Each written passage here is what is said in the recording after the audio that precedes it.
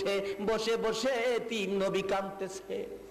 পাশে বসে আছি, কি বলে প্রশ্ন করব, ভয় পাইতেছি। হঠাৎ করে প্রশ্ন করে ফেললাম, ইয়া রাসূলুল্লাহ, এইভাবে তো কোনোদিন আপনাকে কাঁদতে দেখি নাই, এইভাবে কেন কাঁদতেছেন? হুজুর শুয়ে ঘুমান না, আমি আপনার মাথার মধ্যে হাত বোলাবো, আপনি ঘুমিয়ে থাকেন। আমার নবী শুয়ে না।